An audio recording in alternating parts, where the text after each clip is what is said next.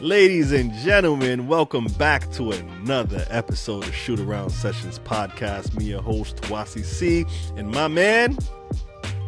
B, you know how it is. Man, it's been a little bit, so we didn't get a chance to say that in a while, but we are back, and I'm happy to be back, happy to, see your face again. We here, and I'm happy for a lot of reasons because the Knicks are rolling right now since we last been on. I know it's been a minute, but Knicks doing their thing right now. I can't even tell you how much games we won, but we just, as of this recording, we just beat the Orlando Magic again.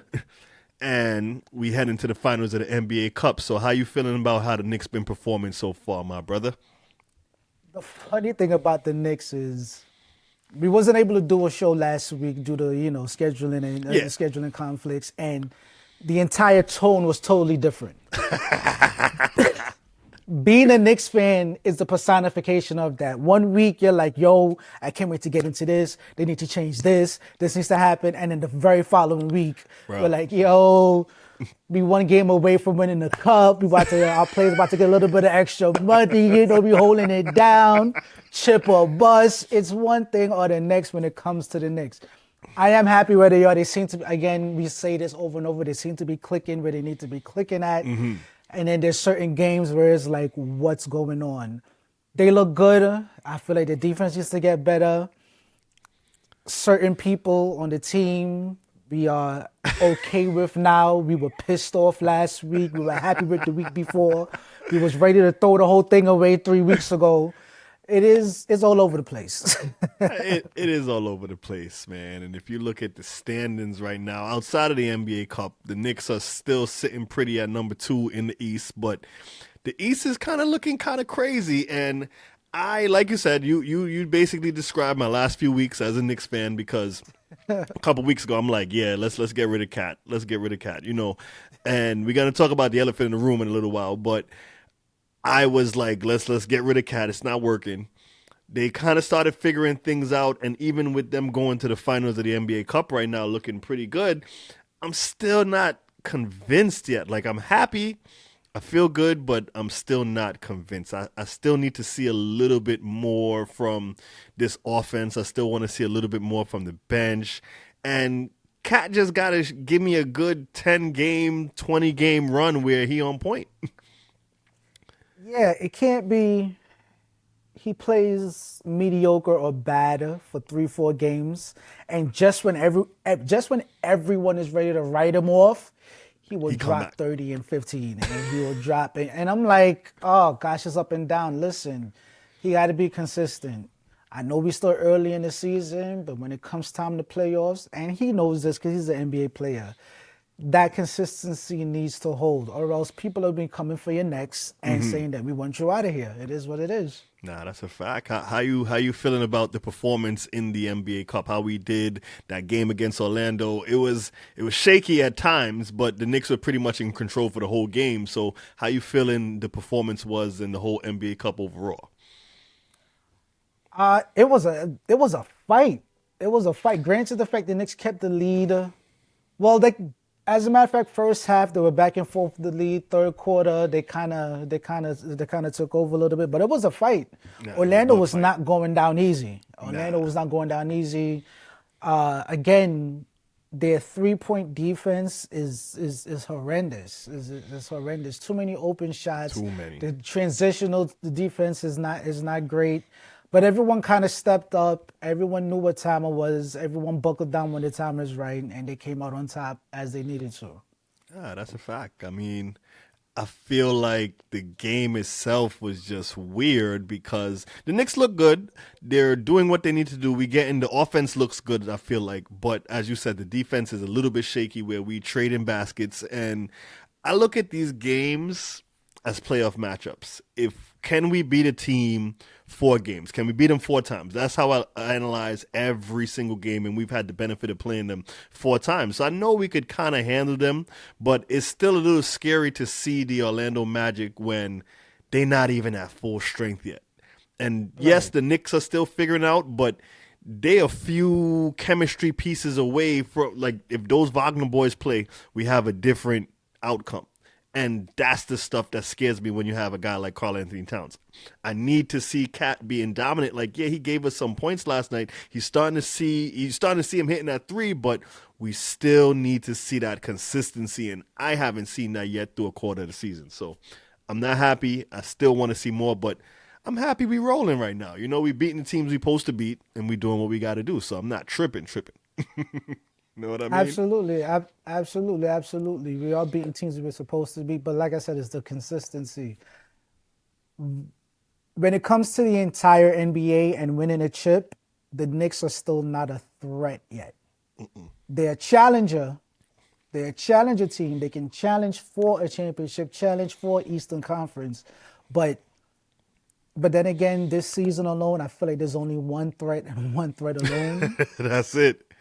And that's one team that is steamrolling the entire NBA. Well, at least the rest as it goes, but steamrolling the entire NBA, and that's OKC. They're the only threats right now. They're the only ones that has their stamp on the league saying, "Listen, y'all got to come get it." Nah, that's a fact. Y'all got to come get it. That's a fact. And, you know, we're going to segue into talking about OKC because they were on the other side of the game last night and they lost. So they're not going to the NBA Cup Finals. San Antonio Spurs are. But that's one of the first games I've watched of that team. And I'm not going to go as far as say the NBA is rigged, but I feel like for basketball's sakes and for the NBA Cup's sake, they was trying to promote another team, and you got a chance for people to actually watch Wemby and see Wemby. So I think some calls was kind of skewed, but that game was shot for shot. Shot for shot. Like, that team is dangerous. That game was entertaining as hell down to the final second of that of that game. Wemby is he's a special weapon. Nah, he is a special weapon. Man. Wemby is the type of player, you place him on any squad because he's with the Spurs right now, which is, again, a bunch of young dudes. You place Wemby on any squad and they are title contenders. Title contenders.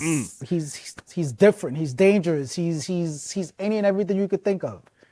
The guy is a freak. Yeah, he's a freak. He's a freak. He's a freak of nature. And the fact that they were able to take out the number one team in the NBA by pure skill from this guy here, it shows he's the future. He's the one. He's that guy. Like, he's that guy. I remember first seeing him, when we saw those videos of him overseas, we didn't really see him like that. So it's just like, man, this might be another Bobo. Shout out to Bobo because Bobo could actually ball. You know, a big Bobo fan right here. But the guy is different. There was a point last night where he leaned back and the ball got tapped and he loses control. He catches control, leaning back, hits a fade, and I'm like, there's nothing you could do with this guy. There's nothing. He's gonna determine if he's gonna have a bad game because there's nothing you could do with him. From outside to inside, you cannot stop this guy, and he's not even his strongest yet. I think he's gonna get stronger. Like, this is early stages. Like, we're seeing something. We've lived so long and seen so much basketball that we've seen Jordan, and now this is literally just probably a freak of nature. Literally, it's crazy. With him being on the Spurs, at times he looks like a combination of Tim Duncan and David Robinson, which is crazy. Bro, just tall and sometimes a lot of this stuff is textbook. If he decided he wanted to post up all game and do that same fade or do a nice little post up dream move, there's nothing you could do with it. And there's nothing you could do about it. Nothing. And it's water every time. Mm-hmm. And every time. You speak about the Spurs, and something I want to say about the Spurs, because there's this new thing with this new basketball, everybody playing in space, coming down, you want to run and get shots up. This guy, he's that versatile player where if he's going to run the floor, he could run the floor and get the ball. If he come down there, they stop them from the run, get him in the post. Whoever is on him is a mismatch. That's why I'm like, bro, it's crazy to me. Crazy. It's a mismatch by like 6 inches, which is crazy. But the even crazier thing is I still see the OKC Thunder as a 10 times better team than the Spurs, and Absolutely. that's how scary it is. That's how scary it is. Because I look at it from a perspective of not 4 game series, but you got to beat this team 4 times to really get a pass on them. And OKC is just, you see Caruso locking up on a guy that's like 7'7", and it's crazy. And it's some plays where he stopped him. I'm like, shout out to Caruso, man. He's a bad boy. Caruso is one of the best defenders, and I can't even say underrated. He is known and notable as one of the best defenders in the NBA today. Yeah, the thing is with OKC, listen, with San Antonio Spurs, you got a young unit with probably one of the most dominant players right now. With OKC, you have an entire unit that plays both offense and defense. Man. That's what makes them dangerous. They are top of the league in offense and top of the league in defense, and it's going to be hard for any team to take them down for 4 games. Any team, man, and they run the floor, bro. Like, I was watching it, and I can't even remember the player, but they're end to end and shot for shot. I'm like, bro, if this team won, and they was playing, like, they're not even really, like, serious. They still figuring things out of how they want to dominate, and that's the scariest thing to me of all. Like, the Knicks, I'm happy the Knicks don't have to see them in that cup, because for sure we're going to lose. I think we could beat the Spurs. I think for sure we could beat the Spurs. It's going to be tough, but we could beat the Spurs. You know what's crazy? I actually wanted to see them play the Thunder. Again, this season the Thunder is the benchmark of the NBA. Mm-hmm. I wanted to see where the Knicks stood against the benchmark. If it would have been a blowout, I would have erased all my expectations. I would not have bought a T-shirt or a hat for the summertime for the thing. But if it was competitive, or if we would have somehow pulled out a win, that would have made April going into June just that much more, just like more anticipation. Like, yo, I can't wait till we get to the finals to take on the Thunder. Yeah. So I actually wanted to see what that would have looked like. But we'll take on the Spurs. Don't worry, we'll throw Mitch on Wemby and lock him down. And we lock him. Mitch gonna lock him up. I could see it happening. I could really see, and to even talk about offense, if we're going to go back to the Knicks, I see the Knicks are running this free-flowing offense, but there's a certain control that Jalen Brunson has over this game that I'm really respecting. A lot of people don't like when he dribbles, does his thing, but the way he was going last night, dog, let this man do what he do. Let him cook. Let him Jalen Brunson, the way he plays when he's dribbling and stopping and changing the tempo of the offense and posting up as a point guard is, I'm not going to say he's just as effective as Wemby, but the man is also unstoppable. Yeah, unstoppable. It is crazy. What he can do with a basketball. It is unbelievable. All right? He can get whatever spot he sees him when he gets to, he can get to that spot. All right? He can get to the spot. His shots are barely contested because he can get to his spot and shoot. And I think that's the most dangerous thing. Not even to say that's the part of his game that's like we love, but I feel like if the Knicks match up with OKC, and yeah, we're probably getting ahead of ourselves talking about the finals now or whatever, but of course, when we match up with these guys and we're healthy, and if we still have the team intact, we could match up with, I see SGA and Jalen Brunson are 2 of the most dangerous players in the league. And I think that's 1A and 1B, in my opinion, offensively. Gotcha. Nobody else is touching them. And that's how I want to see that matchup kind of go. But we're going to pivot a little bit, and we're going to say this. Let's talk about the NBA Cup in our last thing, because I feel like the commentators last night, while I was watching the NBA Cup, they keep saying, oh my gosh, the NBA Cup, like they're pushing it because we know they have an agenda to push the NBA Cup. Now, how do you feel about the NBA Cup as a whole? How do you feel about the entertainment? Do you feel it's more entertaining basketball? Do you feel like we straight? How you feel about it? When it was first introduced, I thought of it as, oh, okay, this is a cool addition to the NBA season. It's been, 3 years now? This is the third year, yeah. This is the third year. 3 years in, I'm like, is it necessary? True. So I don't know what the NBA needs to do to further push the need for the NBA Cup. All right, because it felt like it feels like a gimmick.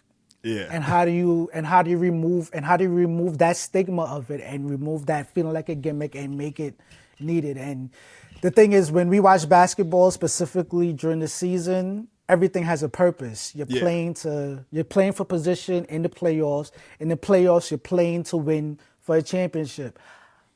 How do we incorporate this NBA Cup into feeling important as opposed to just it being extra money for the players for the players that win? So that's the only thing I feel the NBA needs to do. They need to find a way to make it more important, make it mean something more, as opposed to just a trophy in the middle of the season. Exactly. I agree with you 100%. And I'll even add to that. You see the way how, like, I'm not going to go, you would never see me on this podcast say that basketball is rigged. I think basketball is probably, with the exception of that Game 7 Lakers-Kings game, basketball is, that's the only basketball game that was ever rigged. Other than that, I don't believe it. I will not stand by it. But I say that to say it's a happy miracle that you have Wemby in your finals. You know what I mean? Like, they want to push for that. I feel like they probably kept him out just to keep him fresh to play this game because that's the storyline that they want to show. Like, everybody was tuned into that. That was a triple header, I could say. You had the Knicks first, you had the Spurs second, and then you had John Cena retiring. Shout out to John Cena. You can't see me. I had to give a shout out to John Cena. But no, you had it set up, and I feel like everybody who was watching basketball, everybody who's watching sports were watching those games last night. So the NBA does get the exposure of the NBA Cup. They're getting the bag from Amazon Prime. But again, the rest of it doesn't really mean anything. You know, building up to the Cup, half of those teams, they don't care. Like, it's like, yeah, we're going to get the money, but we lost, we moving on, you know? And like you said, they have to figure out a way to get that to mean something. Have to. It's imperative. Yeah. Imperative. There needs to be some type of stakes that the players would want to hold on to and say, here, look, this is what we got. We got the NBA Cup. It still seemed a little gimmicky. And again, would it be around for the next 3-5 years? Who knows? Who knows? Like you say, like, feeling gimmicky. Like, imagine, I can't even hang my hat and say, yeah, the Knicks won the NBA Cup. Yeah, like, brag about it. You can't. And it doesn't have that type of onus yet. So it's like, it's just guys playing basketball on Amazon Prime. That's all it is. Doesn't mean anything. And that's the thing. I wouldn't even want to celebrate it. If we won on Tuesday, because every non-Knicks fan would be like, look at these guys here. They can't win a real chip, so they're gonna throw down the confetti for the fake NBA in-season tournament. So yeah, absolutely. And I even, now that you say that, I even think it's worse that the Knicks even gonna win this thing because now you know what they're gonna say. You know what they're gonna say. Oh yeah, they had to give the Knicks something. The Knicks haters, you can leave your comments down below if you want. I ain't tripping, but I already know what y'all gonna say, so I ain't even mad. But we gotta shift gears and we're gonna talk about the elephant in the room. Finally, we're gonna talk about these Giannis trade rumors. Giannis Antetokounmpo has been rumored. One day he wants to, one day he doesn't want to, but he wants to get out of Milwaukee. Now, we know they can't make the trade for a few days, but do you think that Giannis Antetokounmpo, before or after the turn of the new year, let's say January. Let's say the end of January. We'll give him to the end of January. Do you think he stays a Milwaukee Buck, and do you think he's coming to the New York Knicks? I don't know if you remember, but a couple of weeks ago, I was kind of mad at the Knicks. This was one of their down times when I was like, we had the advantage of Giannis wanting to play here, but we weren't doing great. We had a stretch where we were winning games, losing games, winning games, losing games. And as a matter of fact, Milwaukee was actually close to us in the standings. And I'm like, well, Milwaukee, we didn't have the advantage to say, hey, listen, your best player wants to come here. We're on a roll right now. We're not looking to break up what we have too much. We can give you X and Y and then keep it pushing. And I feel like we wasn't in position to say and or do that. Now, a couple more games in, second place. We're on a roll.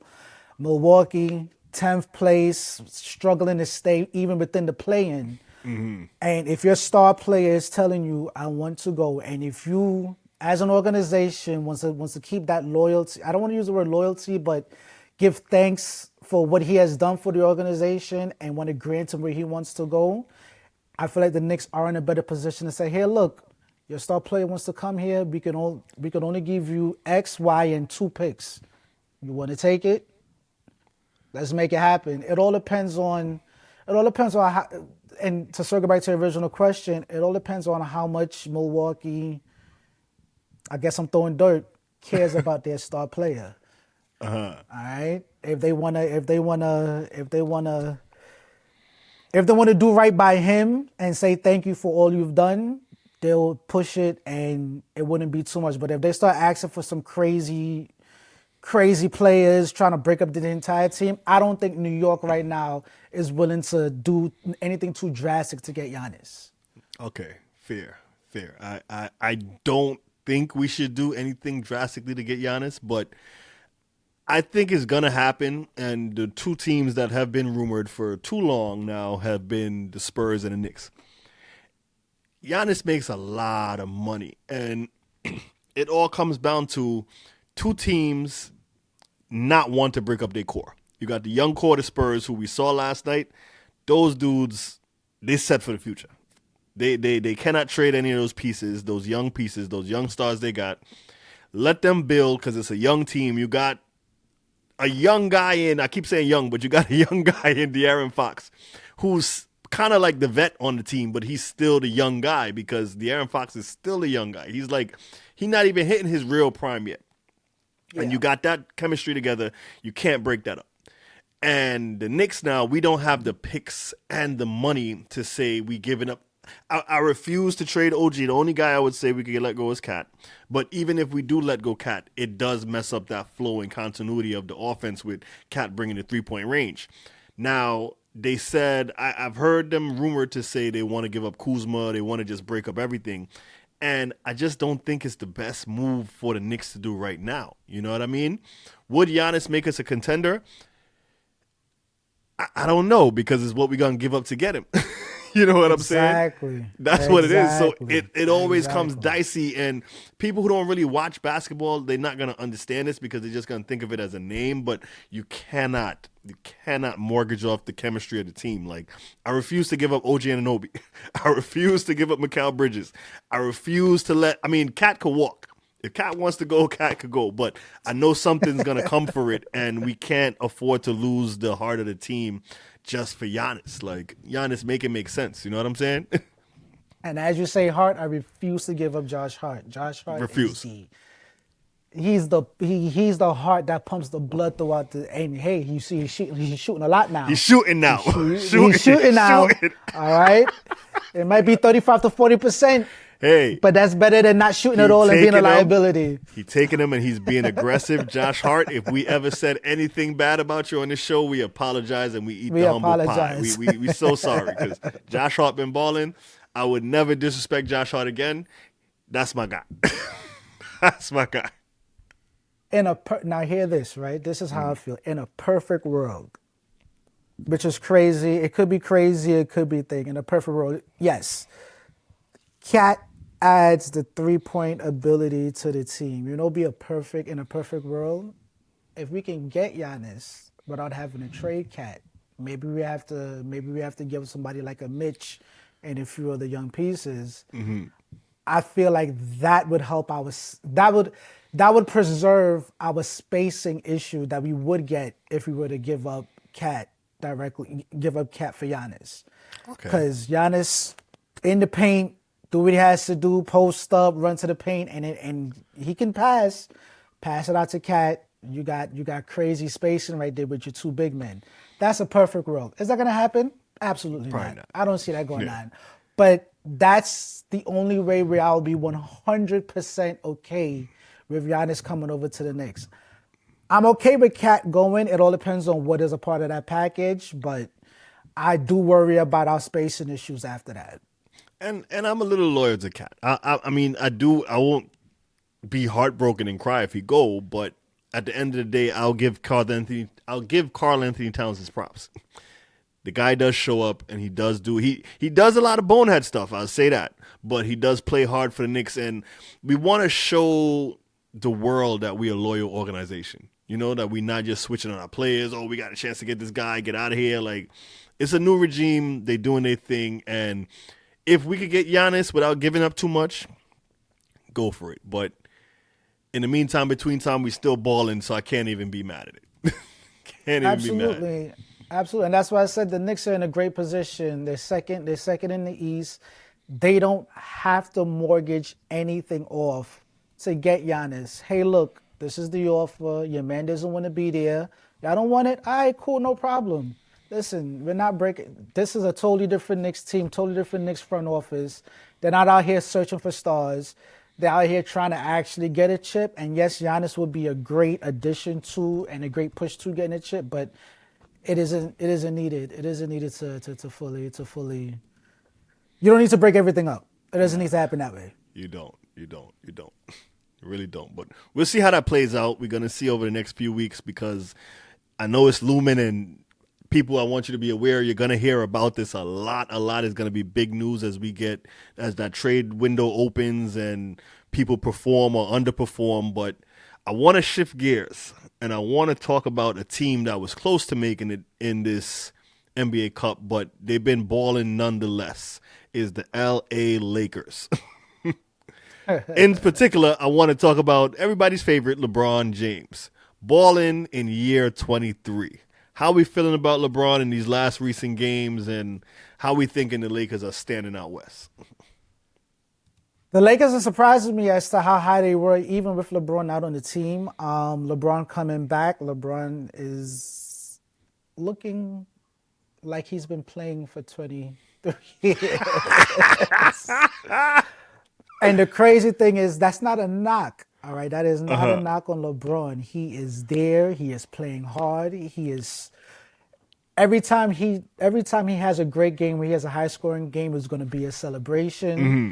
It's not going to be a surprise if he only has 10, only has 5 rebounds. He could probably still get about 8 to 9 assists because he can pass that ball. But listen, if there's one thing that you cannot defeat, it's Father Time, and Father Time is creeping. I'm sorry, it's creeping. Yeah, it's catching up to Bron. Bron ain't playing the same way he used to. There was a game the other night. He went off and he had about 29 points, and then there was another game where he dunked on somebody, and everybody goes crazy. Oh my gosh, LeBron makes a dunk. But it's like, you can see in the dunk that he did, it was like, did he really yam with a homeboy? Did he really yam with it? Like, it was more so like, homeboy probably just was like, you know what, I'm going to do LeBron a little favor and take this poster. But, I mean, it's no LeBron hate. I just feel like you are right.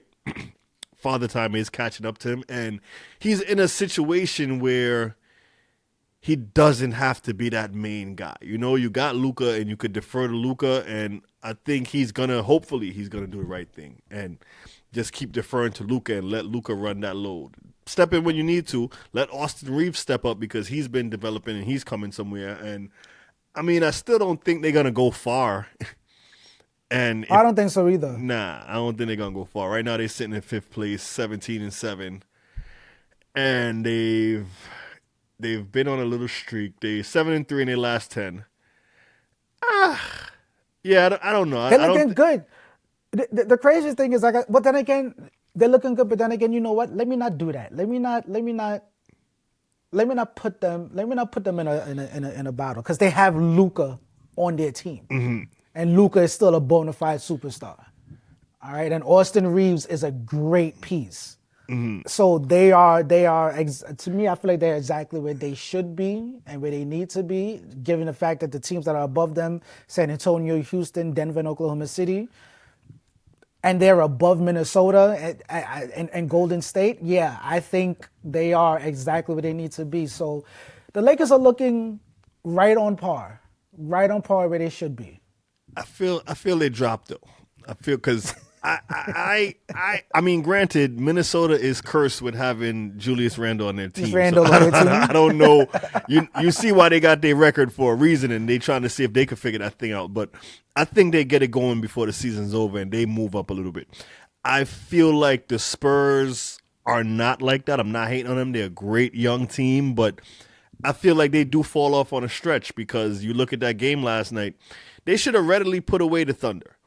Granted, it's the Thunder, so I can't hate and say that the Thunder is going to go away easy, but it was some some mistakes that those young guys was making, some shots and some force-up things, and I feel like more mature teams are going to catch on to that and get them in those big pressure situations because although they're a great team, young team, great team, but they're not ready for prime time just yet.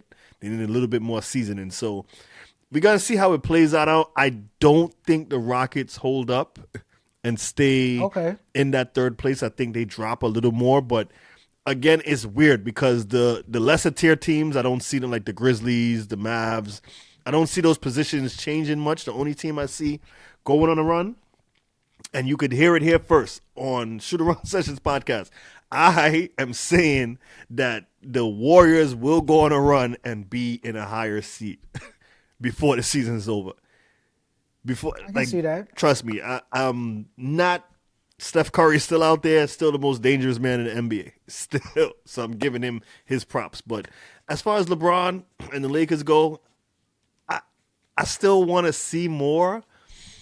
I want to see more from Bron. I mean, granted, you can't want more from Bron because he's already past his prime. He's on a decline, but I want to see more from that team. I don't know what it is, but I just need to see, like, he probably not going to go out on top, and the NBA kind of needs him to be, like, in the prime position. So we'll see how those cards are shuffled, but we just got to see how it go. I hear you, but I again, no, you're right. They should be, they should be higher because, again, they have a bona fide superstar in Luke on that team. They have their center who I guess is doing censor things, I guess. DeAndre Ayton. There was supposed to be more from him, but DeAndre Ayton is doing what he got to do. Mm-hmm. But I don't know. I can't see them. I can't see them any higher than 5. As a matter of fact, I'm surprised that they're not 7 or 8. But I don't want to knock them because again, it's a good team. But then again, it's the West, and the West will always be the battleground for just always they beat up on each other out there. So. Yeah. The fact that they're out in the West and they're in 5th place, I think as a matter of fact, they might be exceeding where I thought that they should be right now. Nah, that's a fact. I mean, it's still a 2-team conference at the end of the day. Thunder and the Nuggets. That's the benchmark in the West. And I think none of those teams could beat them. So let's just get ready for a conference finals with Thunder and Nuggets. I'm calling it here. I hear that. But let's talk about another superstar, aging superstar on his way out, one of our boys. We talked about it last time. Last show, we talked about Chris Paul announcing his retirement.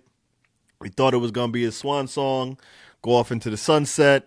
But as you said earlier, things always shift in this NBA. So now Chris Paul was sent home. And now he's still on the squad, right? He's still on the squad. He's still in the squad. I was about to say on his way out. Shoot, I think his retirement tour ended a little. I think it ended a little early. Damn, Chris Paul. That's what I'm saying. Like, go out in style, bro. Like, they claiming he had beef with the coach, wasn't getting along with the team. The Clippers are in horrible shape, only winning 6 games this season thus far. What are you saying? What's your take on the whole issue? It's sad. First of all, it's sad, but let me back up because when it comes to the Clippers, it's no secret as to who Chris Paul is. All right, he's not the most liked player on the court. Anyone that's been on the floor with him, a teammate and or opponent, will say the same thing. So the Clippers knew what they were getting. 100%. I'm not privy on the behind the scenes and how much of a disruptor he was to the team.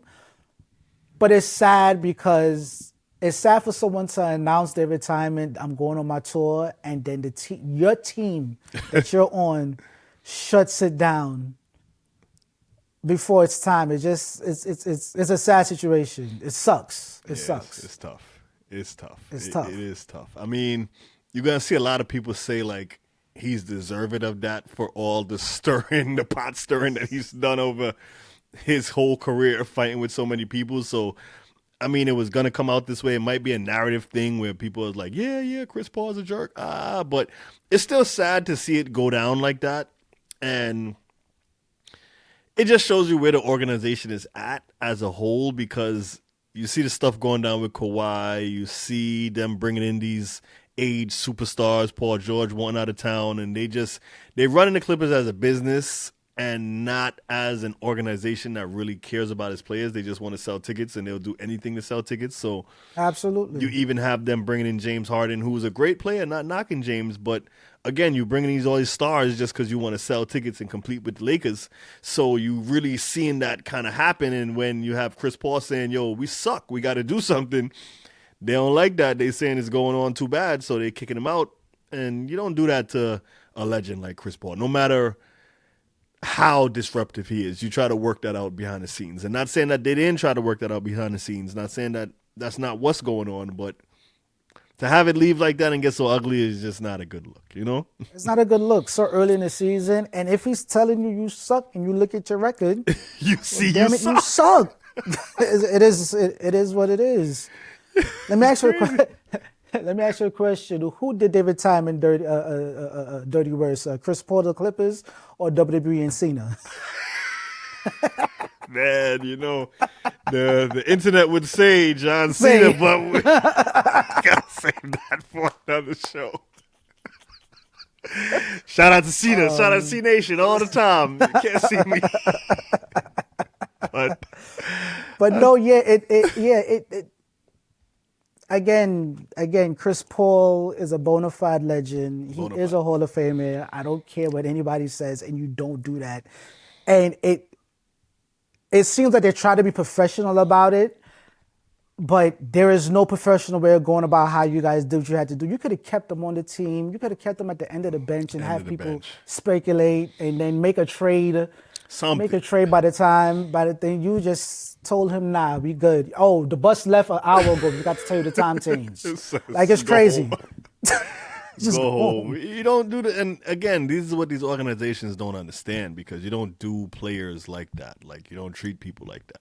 At the end of the day, no matter how bad it gets, you be professional and you do what you got to do, because these are high-paying organizations. These people make a lot of money. Like, a lot of people watch these things. And what do you say to your fans when you bring back a legend to give him his swan song and say, nope, it's not working? When you have a coach like Tyronn Lue who has underdelivered. You have a player like Kawhi Leonard who has underdelivered. Like, there's so many things wrong with that organization. And does Chris Paul handle it the right way? Maybe not. But as a whole, the whole thing is a mess. Just admit, hey, we messed up as an organization. Let's clean this up. Look at the Mavericks. They're trying to clean things up and they're still fighting. Like, it's crazy. It's crazy. Yeah, and again, another thing that sucks, Chris Paul's jersey was supposed to be the first jersey to be visiting that new arena, and now it looks like that's not going to happen. Not going to happen. No, nah. And Chris, just stay strong, brother. We out here. Keep the hope alive. Hopefully, you know, if you want to come on Shoot Around Session Podcast one day and talk with us about your issues, you're always welcome. Always welcome. But with that being said, we're going to wrap this one up. We're going to put a bow on this one. We want to thank y'all for tuning in to Shoot Around Sessions Podcast with me, Tawasi, seeing you, my man. Randy B, you know how it is. We here, we weekly, we still rocking and rolling. You can catch us on that TikTok. Catch us on YouTube where you're watching. Hopefully you subscribe and join the ride, and we catch you on the next one. So we just want y'all to be good. Peace.